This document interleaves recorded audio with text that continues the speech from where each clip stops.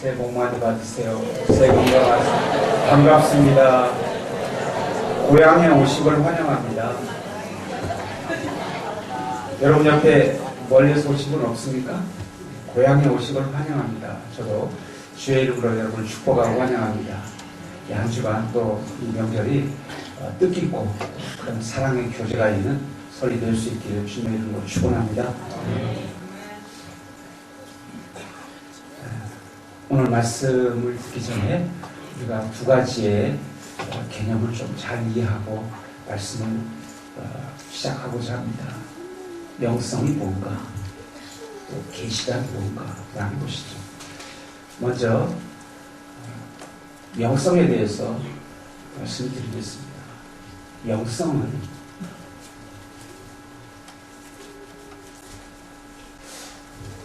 지난주에 뉴스에 부천에 있는 그 목사가 자기 딸을 때려서 죽였습니다.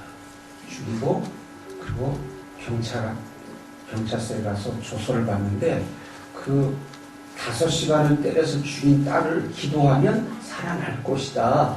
그렇게 믿었다고 그렇게 진술했습니다. 여러분, 이게 한국교회의 현실이라는 거죠.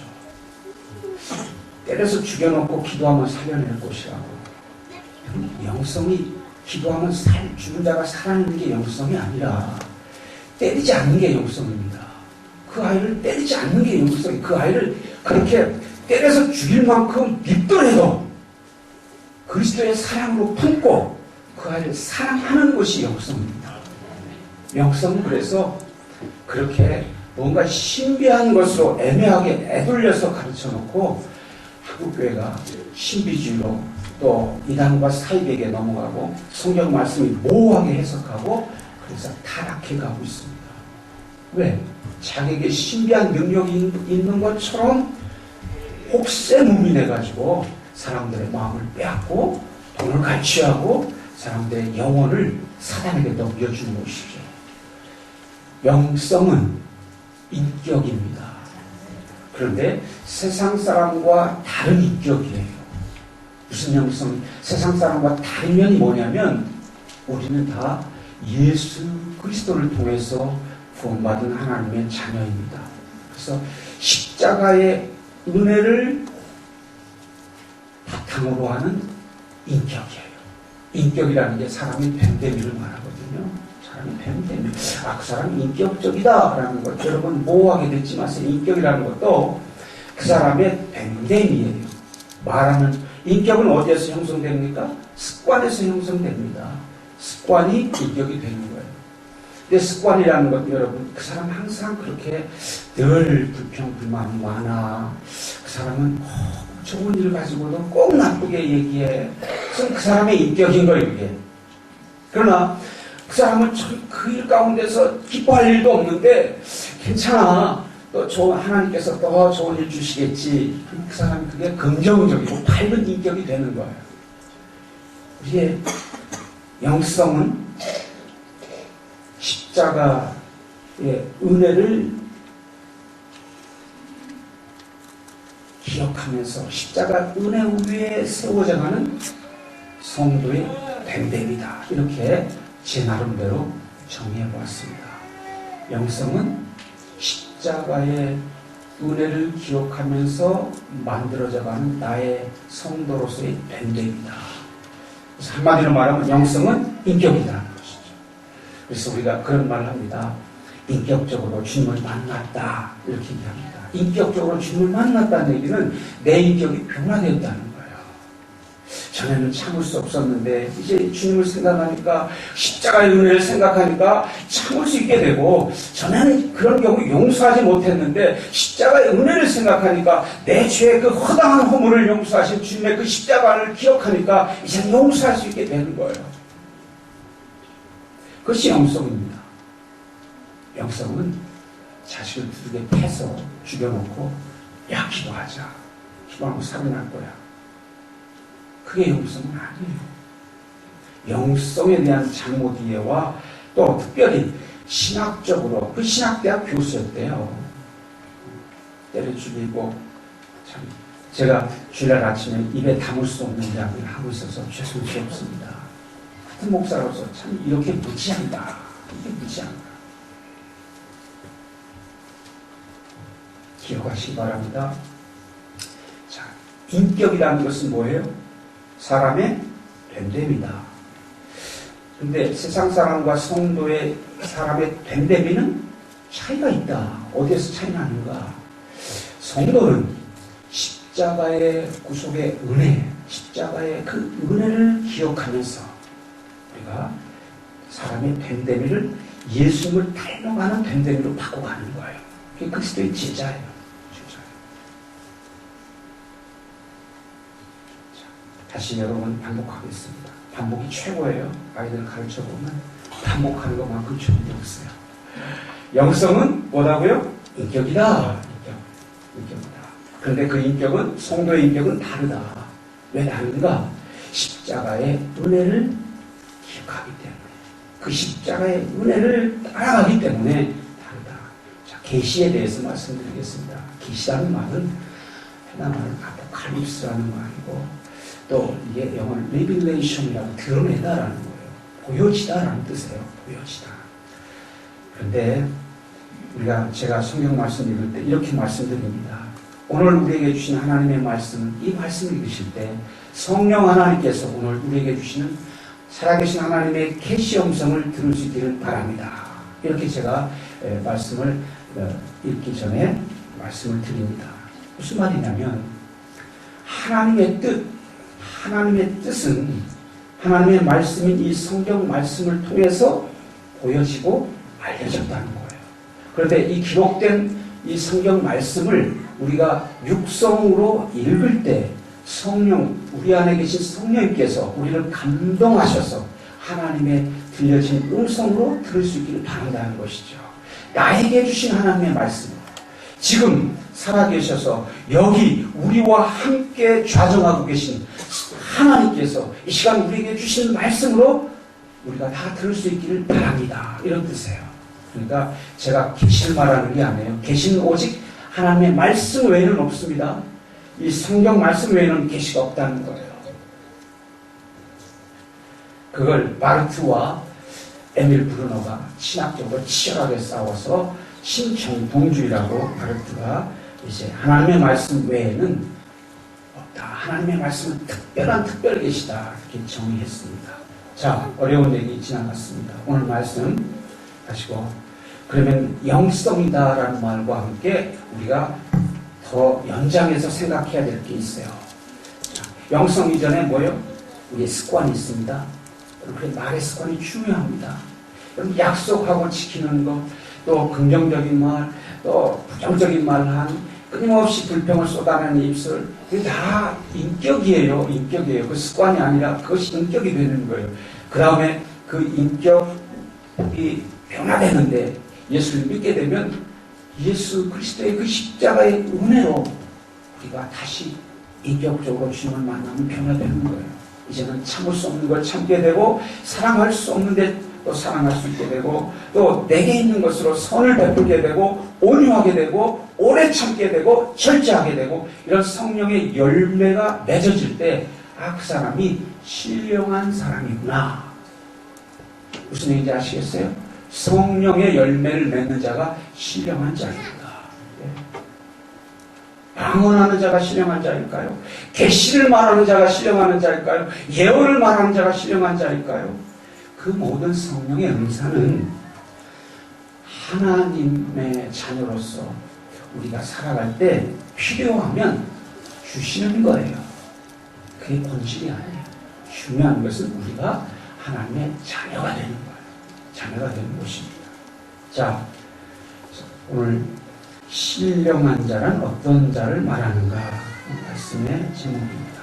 고린도 교회는 아주 성령이 충만한 교회였습니다. 그래서 성령의 능력과 성령의 은사가 많았습니다. 그래서 어떤 성도는 방언의 은사, 어떤 성도는 계시, 어떤 성도는 예언, 그래서 서로가 자기 은사를 가지고 다투는 거예요. 은사 중에 그래도 예언의 은사가 최고지. 아니야. 계시의 은사가 최고야. 아니야. 모든 걸 볼 수 있는 투시의 은사가 최고야. 아니야. 방언의 은사가 최고야. 계시, 예언 다 드러나지 않잖아. 그러나 방언은 확실하게 보여지는 것이니까 방언의 은사를 또 중요하게 여기기도 했습니다. 그렇게 싸우고 또 믿음이 연약한 자들을 그들이 불러 모아서 파벌을 형성합니다. 여러분, 교회 안에 파벌을 형성하는 그것은 주님께서 원하시는 게 아닙니다. 여러분, 내 편이냐 네 편이냐 따지는 것은 아주 어리석은 거예요. 어리석은 거예요. 사단의 속아 넘어가는 것입니다. 여러분, 우리 영혼교회 성도들은 한뜻 한마음 될 수 있기를 주의 이름으로 축원합니다. 예. 오직 성령 안에서, 한 성령 안에서 세례받은 우리가 한 가족이기 때문에 그렇습니다. 자, 여러분, 제가 네이버에 들어가서 검색을 해봤습니다. 신령하다 딱 쳐보니까 이렇게 떠요. 여러분도 한번 핸드폰에 들어가서 이제 그런 검색을 많이 해보지 않습니까? 그랬더니 신령하다, 여러 가지 신비 현상을 실현할 수 있는 힘을 지니는 것, 이렇게 나타났어요. 여러 가지 신비 현상을 실현할 수 있는 힘이다. 힘을 지니는 것이다. 그렇게 표현하고 있어요.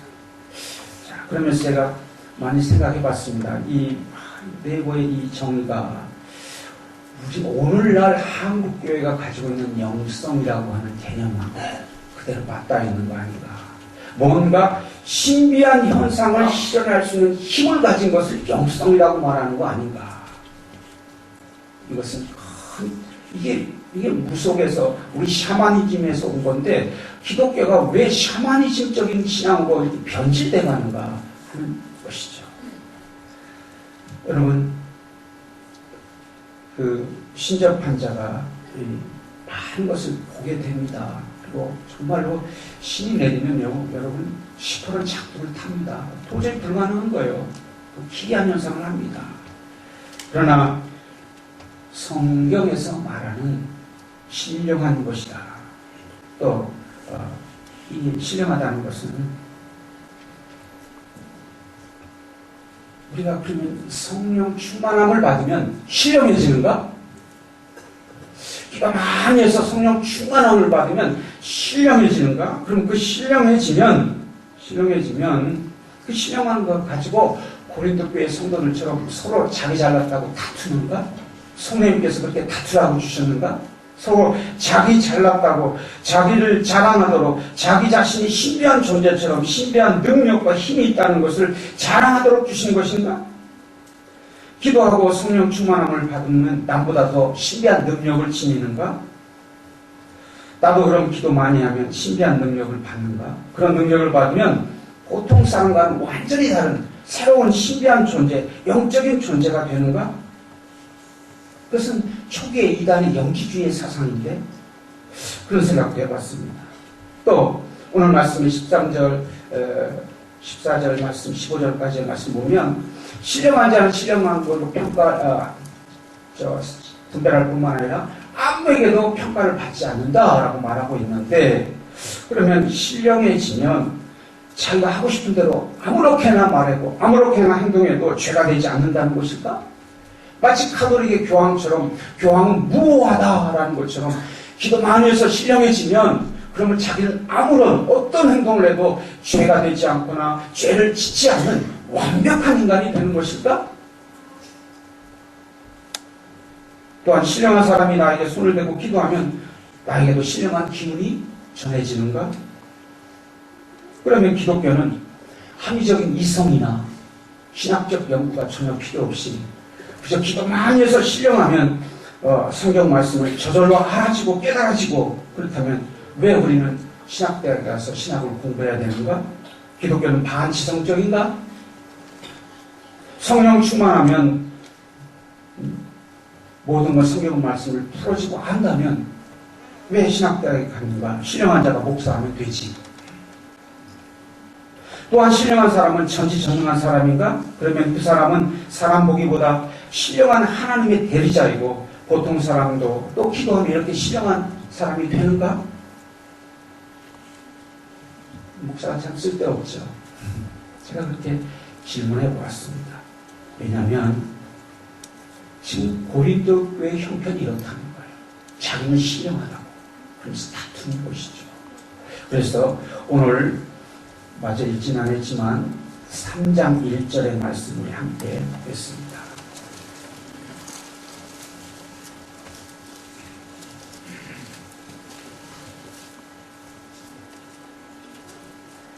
3장 1절 말씀 다 같이 함께 읽습니다. 형제들아, 내가 신령한 자들 대함과 같이 너에게 말할 수 없어서 육신에 속한 자고 그리스도 안에서 어린 아이들을 대함과 같이 하노라. 아멘. 바울이 보기에는 한없이 유치하다는 거예요.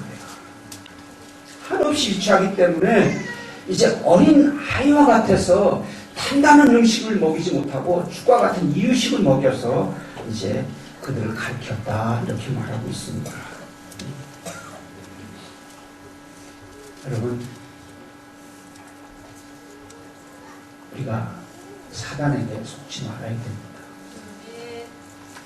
진리가 확실하게 가득 밝혀지면 사단은 물러갑니다. 어둠은 물러갑니다. 그러나 진리가 확실하게 밝혀지지 않으면 그 어두운 구석을 뚫고 사단은 슬그머니 들어옵니다. 여러분의 마음도 제 마음도 그럴 수 있어요. 그래서 항상 우리가 성령 충만함을 받아야 됩니다. 진리의 말씀으로 우리가 가득 채워져야 됩니다. 비워두면 안 됩니다. 비워두면 안 돼요. 성령의 충만하심과 진리의 말씀으로 여러분의 생각과 가슴에 가득 채워갈 수 있기를 주의 이름으로 소망합니다. 오늘 말씀은 길지만 단락은 2단락입니다. 6절에서 9절까지의 말씀은 하나님의 비밀이 만세전부터 우리를 구원하고자 하는 비밀이 감추어졌던 것인데 그 감춰졌던 비밀이 드러났다. 계시의 가장 큰 핵심과 계시의 본질은 이 땅에 직접 우리에게 나타나신 예수 그리스도이십니다. 하나님께서 말씀하시고 예수님께서 말씀대로 오셨고 말씀대로 십자가를 지셨고 말씀대로 부활하셨고 말씀대로 하늘에 오르셨고 말씀대로 우리에게 성령을 주셨습니다. 그 성경의 모든 신구약의 말씀은 누굴 향해 있습니까? 예수님을 향해 있습니다. 그래서 6절에서 9절까지의 말씀은 감추어졌던 하나님의 지혜에 대해서 말씀하고 있습니다. 지혜란, 하나님의 지혜란 십자가의 사건을 말한다. 우리 전에 우리가 말씀을 1장 말씀을 통해서 우리가 함께 나누었습니다. 자, 무슨 얘기냐? 감춰졌는데 드러났다. 그런데 세상 사람들은 알지 못했다는 거예요. 알지 못했다. 무슨 얘기입니까? 오늘 8절에 그런 말씀이 있는데 함께 8절에 말씀 보겠습니다. 이 지혜는 이 세대의 통치자들이 한 사람도 알지 못하였나니 만일 알았더라면 영광의 주를 십자가에 못 박지 아니하였으리라. 아멘. 여기에 이 지혜는 이 세대의 통치자들을, 여기 이 세대라고 하는 아이온이라는 헬라어인데, 아이온이라는 말은 이제 여러분 조금 신학적으로 제가 유식해서 그런 건 아니라 유대인들, 히브리인들의 사고방식 가운데는 이제 그 역사를 이제 보는 눈이 관점이 있어요. 예언의 시대에는 예언자들이 나타났을 때 예언할 때는 지금이라도 늦지 않았으니 회개하고 하나님께 돌아오라는 것이죠. 그러나 이제 그 예언이 아무리 예언자가 말해도 듣지 않을 때 이제 묵시의 사상이 나타납니다. 이 묵시의 사상은 뭐냐면 이제는 인간의 힘으로는 할 수 없다. 인간의 힘으로는 할 수 없기 때문에 하나님의 전적인 섭리로 새로운 세대를, 새로운 세상을 시작하실 것이다. 하나님께서 열어가실 것이다. 라고 하는 것이 묵시입니다. 그래서 그 세대, 아이론이라는 말을 쓰는데 하나님께서 이제 인간이 타락해서 아무리 선지자들을 보내고 율법의 말씀을 전하고 해도 이제 계속해서 타락해 가니까 이제 하나님께서 스스로 이 땅에 오셔서 인간을 구원하실 것이다. 그게 메시아 사상이에요.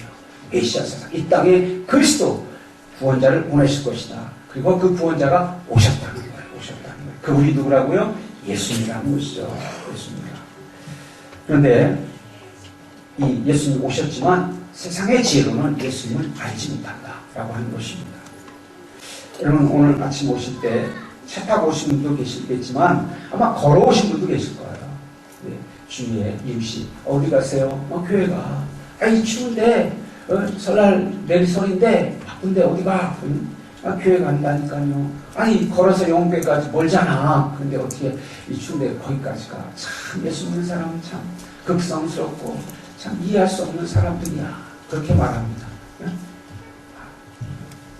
우리는 오면서 발걸음이 어떻습니까? 성전에 가는 발걸음이 우리가 신나죠. 성전에 가는 발걸음이 기쁘지 않습니까? 그런데 그래서 세상 사람들은 그렇지 않은 거예요. 참 이상하다. 일요일만 되면 만사를 제끼고 교회를 가는 거 보니까 참 교회가 뭐 있긴 한데 난 어찌 알 수가 없다. 이상한 사람들이다. 이렇게 생각하는 거예요. 그와 같이 이 땅에 예수님 오셨지만 예수님에 대해서 알지 못했던 빌라도와 서기관들과 제사장들은 예수님을 잡아서 십자가에 달은 것이죠. 고린도전서 12장 3절에 이렇게 말씀하고 있습니다. 성령이 아니고는 누구든지 예수를 주시라 할 수 없느니라. 저와 여러분이 예수님을 주님으로 고백하게 된 것은 우리의 지혜가 아니라 성령님의 인도하심인 줄 믿으시기 바랍니다. 믿습니까? 내가 의지로 내가 깨달아서 믿는 게 아니라 성령님의 감동 가운데 깨달아지고 예수님을 구주로 영접하는 거예요. 그렇기 때문에 우리 안에는 지금 성령님이 계십니다. 성령님이 계세요. 그렇게 깨닫게 하신 성령님이 계시다고 하는 것이죠. 성령이 우리 안에 계신 것에 대해서 오해하지 말아야 될 것이 있습니다. 장로교의 교리는 오늘 이 고린도전서 12장 3절의 말씀을 근거로 성령이 아니고는 성령으로 아니하고는 누구든지 예수를 주시라 할 수 없느니라 라고 하는 이 말씀을 근거로 우리가 예수를 주라고 고백할 때 성령님께서 우리 안에 계셔서 우리가 하늘나라 갈 때까지 성령은 떠나지 않고 계신다 이렇게 믿습니다. 그런데 오순절파 계통의 신학은 그렇지 않습니다. 거기는 따로 성령을 받는 성령 세례가 있어야 된다고 이야기합니다. 근데 장로교에서는 아니다. 그렇게 성령 세례라는 것은 없고 그것은 다만 성령의 충만하신 현상이다. 성령의 충만하신 것이다. 성령은 우리에게 항상 계시되 우리가 죄를 지을 때 성령님께서 아파하시고 우리가 주님의 말씀을 기뻐할 때 성령님께서 같이 기뻐하시고 그래서 충만해지는 현상 그것이 성령 충만이지 성령 세례를 따로 받아야 성령이 있는 건 아니다. 이것이 장로교의 교리입니다. 자, 그러니까 저와 여러분이 알아야 될 건 뭐예요? 지금 우리 안에 성령님께서 계시다. 믿습니까? 이게 흔들리면 성령 받으러 어디로 가야 돼요? 기도원으로 가는 거예요. 성령이 내 안에 여기 계신데도 불구하고 성령 받으러 기도원 가야 된다. 성령 받으러 기도원 가는 게 아니라 우리가 기도원 가는 것은 성령 충만함을 위해서 가는 것임을 여러분 아시기 바랍니다. 예. 자, 마태복음 신약성경 한번 보겠습니다. 죄송합니다. 성경을 찾게 해서 마태복음 16장 16절 말씀입니다.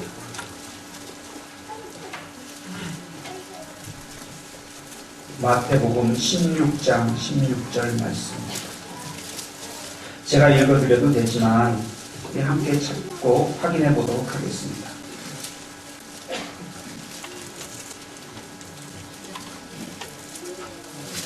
마태복음 16장 15절에서 17절까지의 말씀입니다. 신약성경 27면입니다. 다 찾으셨으면 함께 읽도록 하겠습니다. 시작. 이르시되 너희는 나를 누구라 하느냐? 시몬 베드로가 대답하여 이르되 주는 그리스도시요 살아계신 하나님의 아들이시니이다. 예수께서 대답하여 이르시되 바요나 시몬아 내가 복이 있도다. 이를 내게 알게 한 이는 혈육이 아니요 하늘에 계신데 아버지십니다. 아멘. 예수를 주시라고 고백하게 한 것은 누구시라고요? 혈육이 아니라 인간의 지혜가 아니라 하늘에 계신 하나님의 아버지의 성령님의 가르치심과 역사하심 가운데 알게 되었다라고 말씀하고 있습니다. 그러니까 여러분 우리 안에 지금 누가 계신 거예요? 성령님이 계신 거예요. 성령님은 들락달락 하시는 분이 아닙니다. 다만 성령님께서 근심하시고 성령님께서 기뻐하실 뿐이죠. 그러나 우리가 끊임없이 성령의 충만함을 여러분 구할 수 있기를 바랍니다. 왜 그렇습니까? 우리는 다 죄인이요 욕심에 이끌려 사는 존재입니다. 그래서 성령 충만함 가운데 하나님의 뜻대로 살아갈 수 있게 된 것입니다. 네. 10절의 말씀에 또한 우리 계시에 대한 말씀인데 10절의 말씀 오늘 고린도전서 본문으로 돌아옵니다. 본문으로 돌아와서 왔다 갔다 해서 죄송합니다. 고린도전서 2장 10절의 말씀입니다. 이렇게 말씀하고 있습니다. 제가 봉독합니다. 오직 하나님이 성령으로 이것을 우리에게 보이셨으니 보이셨다라는 것이 드러났다라는 거예요. 성령으로 우리가 하나님 예수 그리스도가 누군지 알게 하셨다라고 하는 것입니다. 성령님께서 우리에게 그렇게 알게 하신 거예요. 알게 하신 거예요. 자, 이 말씀 제가 고민하면서 제 머리로 짧은 머리로 제가 이야기를 하나 만들어 봤습니다.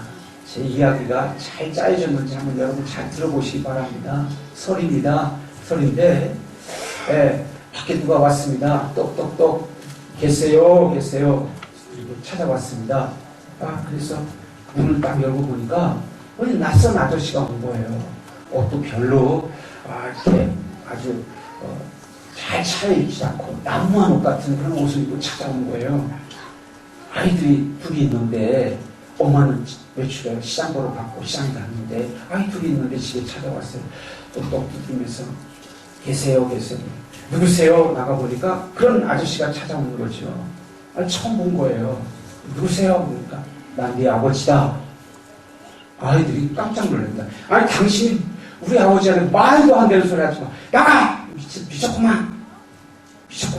옷도 보니까 제대로 우리 아버지 내가 엄마한테 얘기 듣긴 했는데 우리 아버지는 미국 가서 크게 성공했어. 곧 오신다고는 했어. 그런데 당신 옷 차림을 보니까 형편이 없는데 우리 아버지라고 말도 안 돼. 내쫓아보냈어요. 이게 빌라도와 대제사장과 서기관들이에요. 예수님 오셨지만 그렇게 초라하게 온 예수님. 나라를 구한 것도 아니고 백성들을 정식으로 잘 살게 잘 조치 잘해서 잘 살게 한 것도 아닌데 무슨 구원자냐, 무슨 메시아냐, 다윗과 같이 위대한 정치가도 아닌데 나가라 이런 것이죠. 그런데 막 쫓아내려고 하는데 시장 갔던 외출했던 어머니가 돌아왔습니다.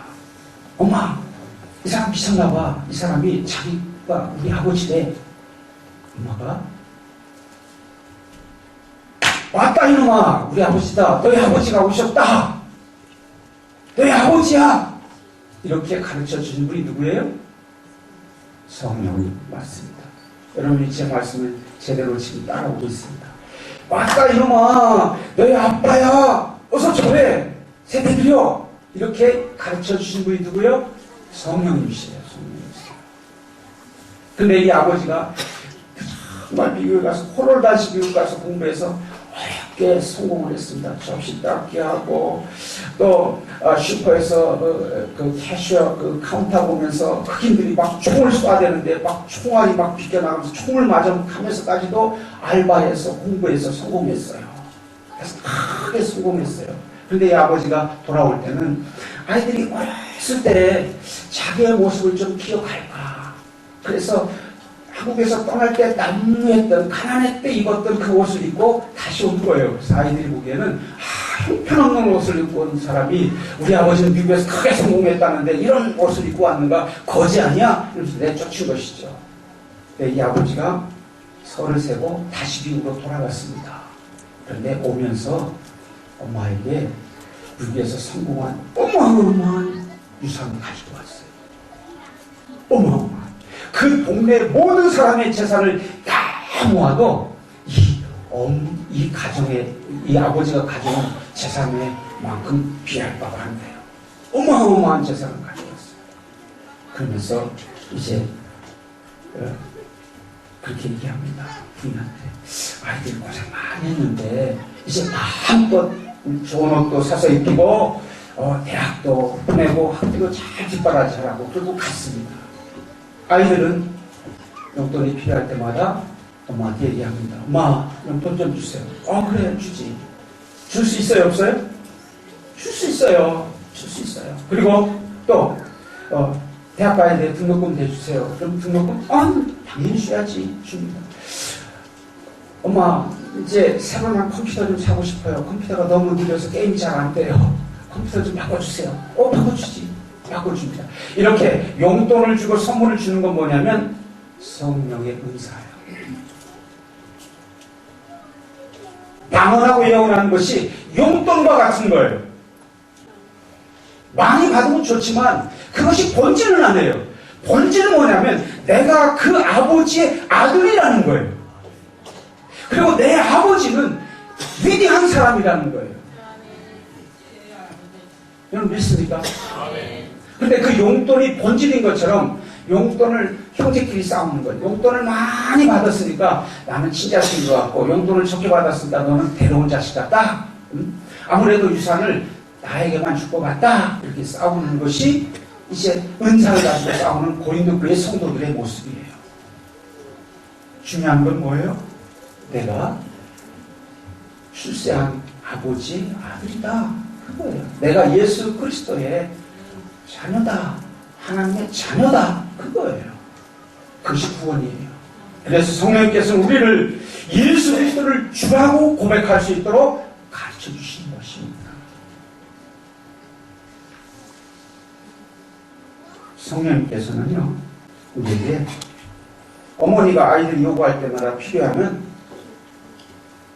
용돈을 주듯이 은사를 주십니다. 제가 용원교회 오기 전에 저 섬에 배 타고 육지에서 2시간 반 들어가는 섬이 있었습니다. 그때 이제 제가 신학을 늦게 했기 때문에 이제 신학교 다니면서 그 담임 전도사 있어요. 담임 전도사라는 얘기는 교회를 전도사가 혼자 맡아서 이제 섬기는 거예요.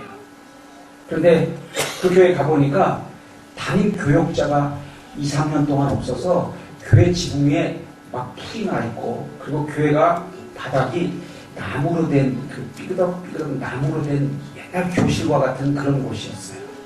성전에 들어가려면 삐그덕삐그덕하죠. 근데 성전문을 확 열고 들어가면 그 기도 많이 하고 또 늘 성도들이 그 성전에 모여서 힘쓰고 그런 성전은 왠지 마음이 편안하고 마음이 따뜻한 그런 성전이 있습니다. 근데 이게 교육자가 없는, 모여서 기도하지 않고 예배하지 않은 교회니까 썰렁한 거예요. 섬찟한 거예요. 섬찟한 거예요. 가서 강대상에 무릎 꿇고 기도하려면 머리가 쭈삣쭈삣습니다. 뒤에서 뭐가 땡겨올 것 같아요. 그렇게 기도할 수가 없어서 제가 애를 먹었습니다. 네, 이제 금요일날 돌아오게 됩니다. 학교에서 금요일날 돌아와서 강대상에 무릎 꿇고 저녁에 이제 저녁 먹고 나서 혼자서 기도합니다. 기도하는데 한참 기도하는데 그게 이제 자정도 넘고 새벽이 다가오는 시간이었는지 언제 시간인지 모르겠어요. 우시아발라 쿠 아싸발라다 카이우스키야 아슈루스가 하야라 아수마야라 카이우스 일리아사바 콰라스 이리 우알라스야발라 카야. 그래서 밤이 제가 밤에 기도합니다. 두려워하는 저의 마음을 성령님께서 붙잡으셔서 담대하게 기도할 수 있도록 성령님께서 방언의 은사를 주신 거예요. 저는 20대 때 방언 받기 위해서 하늘산 기도원이라는 데를 가서 머리를 들고 방언, 개도 않는 방언인데 못 받으면 사람도 아니야. 그러더니 그러면서 할렐루야 할렐루야 할렐루야 이렇게 기도하라고 그럼 뒤통수에 와서 팍 때립니다. 렐렐렐렐렐렐 그 방언이라는 게 허기 반마디 렐렐렐레 하는 방언밖에 못했어요. 그런데 제가 교회를 담임하고 두려움 가운데 자리에 서면 되겠습니까? 혼자서 기도하는데 그렇게 조용한 가운데 아무런 현상 없이 제 입술로 우시 알라사카 아얄라 일리알라수 파얄라스 일랄랄라스 캄마우스야바 다얄라사 하요루사 일리알라사 캄말라 이살라 다얄라 하우아 끊임없이 주시는 거예요. 여러분 여러분에게 필요한 용돈을 은사는 성령님께서 언제든지 얼마든지 주실 수 있습니다. 여러분이 구하지 않고 여러분 스스로 찾아가야 됩니다. 믿음을 빌리려고 하지 마세요. 돈 주고 살려고 하지 마세요. 돈 주고 어디 집에 가서 머리 뒤밀고 그러면 거기에서 은사 주고 그러면 내가 복 받도록 그건 다 우리가 속는 거예요. 믿음은 나와 누구와의 관계다? 하나님과의 관계예요. 그러면 하나님께 기도하시면 되잖아요. 기도해야 되는데 그 기도를 돈으로 바꾸는 것은 그 잘못이에요. 헌금을 하면 하나님께서 복 주시고 그러나요? 하나님 그렇게 속지 않습니다. 여러분이 기도해야 될 때면 기도하시기 바랍니다. 회개해야 될 때면 회개하시기 바랍니다. 하나님께서는 우리가 그저 모든 사람에게 좋은 사람이 되기를 원치 않습니다. 하나님께서 원하시는 것은 정확한 사람이 되기를 원하십니다. 오늘 특별히 15절에 13절, 14절, 15절에 있는 말씀을 마치기 전에 오해하지 않도록 우리 함께 봐야 될 말씀입니다. 13절에서 16절까지의 말씀을 다시 한번 읽도록 합니다. 우리가 이것을 말하거니와 사람의 지혜가 가르친 말로 아니하고 오직 성령께서 가르친 것으로 하니 영적인 일은 영적인 것으로 분별하니라. 유대에 속한 사람은 하나님의 성령의 일들을 받지 아니하나니 이는 그것들이 그에게는 어리석게 보이며 또 그는 그것들을 알 수도 없나니 이러한 일은 영적으로 분별되기 때문이라. 신령한 자는 모든 것을 판단하나 자기는 아무에게도 판단을 받지 아니하느니라. 누가 주의 마음을 알아서 주를 가르치겠느냐? 그러나 우리가 그리스도의 마음을 가졌느니라. 아멘. 말씀드릴 말은 많습니다.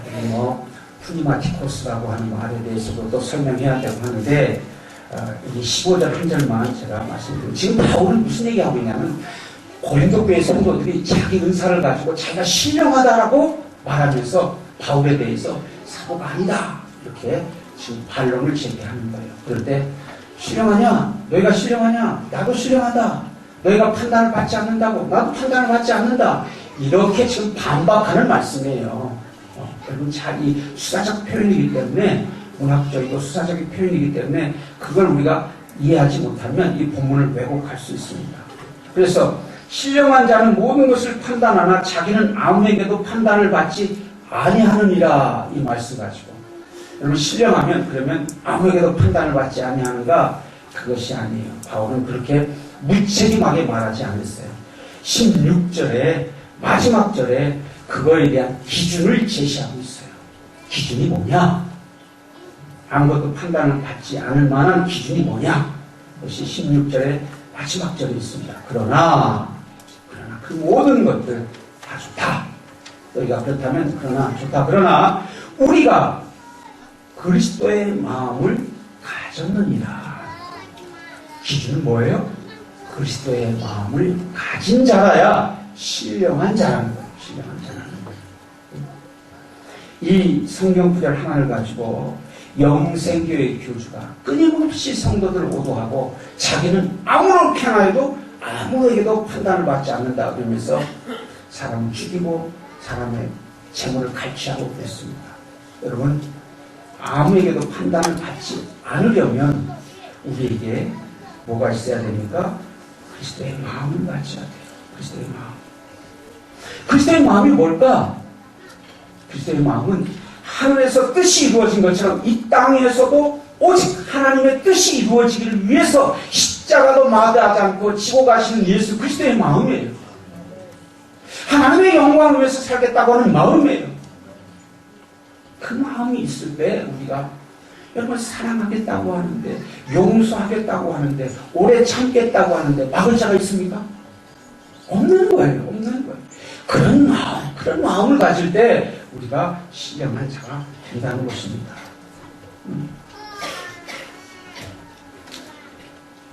여러분, 고린도 교회의 성도들은 십자가를 지는 마음이 아니라 성령님께서 그저 용돈처럼 준 그 은사를 가지고 자기의 능력인 것처럼 과시하고, 그리고 정신이 팔려서 서로 다투고 교회를 분열시켰습니다. 모든 은사는 그리스도의 몸인 교회를 섬기기 위해서 주셨습니다. 교회를 섬기기 위해서. 그런데 고린도 교회 성도들은 교회를 섬기기 위해서 준 은사를 가지고 교회를 분열시키고 있는 것이죠. 바울은 그 점을 지금 지적하고 있는 것입니다. 사랑하는 성도 여러분, 여러분 마음에 성령님께서 지금 계신 것을 믿습니까? 네. 그 성령님께서 지금 그러면 무엇을 깨닫게 하시고 알게 하셨습니까? 그것이 원하기는 십자가의 후속의 은혜가 되기를 주의 이름으로 축원합니다.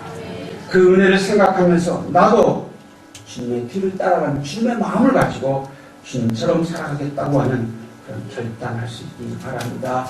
성령께서 선물로 값없이 주신 것인데 마치 자기의 능력인 것처럼 교만해서는 주님께서 외면할 수 있습니다. 겸손함으로 우리에게 받은 모든 것을 교회를 섬기고 성도를 섬기고 이웃을 사랑하는 데 사용할 수 있기를 주의 이름으로 축원합니다.